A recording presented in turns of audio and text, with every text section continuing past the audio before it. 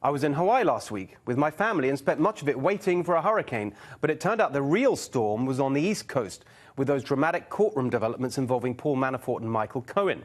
The establishment were quick to call it the worst week of the Trump presidency, a turning point that would end with Donald Trump's impeachment. Nancy Pelosi and the Democrats launched a new attack on the GOP's culture of corruption. Well, they're right about the corruption, but I'm not sure they're best placed to make that charge. Let's cut through last week's hot air and partisan bluster with a few simple truths. The Mueller inquiry was set up to investigate two things: Russian meddling and potential collusion between Russia and the Trump campaign. There's no evidence that the Russians or any other enemy actually affected the election. But, to be fair, Mueller has unearthed important and useful details about Russia's attempts to do so. Most of the indictments so far are related to that. None of them have been about collusion. Paul Manafort's trials have nothing to do with either Russian meddling or collusion. The Michael Cohen business last week, again, had nothing to do with either Russian meddling or collusion. So all that elitist outrage was about things that were outside the mandate of the Mueller investigation. But should you care about them anyway? Let's start with Manafort. We showed you in Swamp Watch a few months ago that Paul Manafort practically invented the swamp.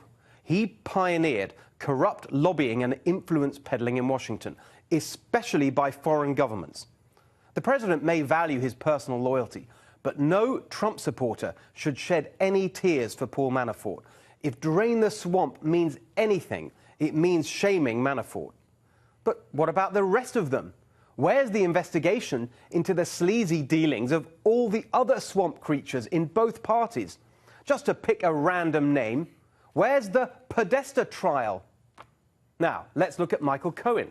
The truth is, as we showed you in another Swamp Watch, that he's a swampy sleazebag too. They'd barely counted the votes on election night before Cohen was pimping himself out to giant corporations trying to cash in on his connection to Donald Trump. But wait, say the elitists, this isn't about Michael Cohen. It's about what Donald Trump asked him to do. That's the corruption. That's why the president should be impeached. OK, let's be clear. It's obvious what happened here. A decade or so before he ran for president, Donald Trump had affairs. Weeks before the election, he paid hush money to stop the details coming out and derailing his campaign. But professional politicians spend billions of dollars every year buffing up their images. How is this any different? The elitist political class, they write campaign rules legalizing their own corruption. Corruption that, unlike payoffs for playmates and porn stars, actually affects your life. Elitist corruption is payoffs for politicians and policy advisors who do their time in Congress and then end up on corporate boards.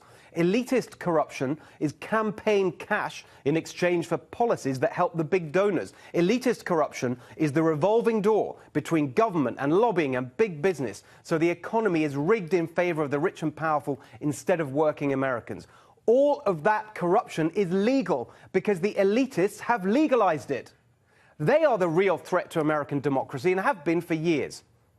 Tell me what you think at NextRevFNC and at Steve Hilton X.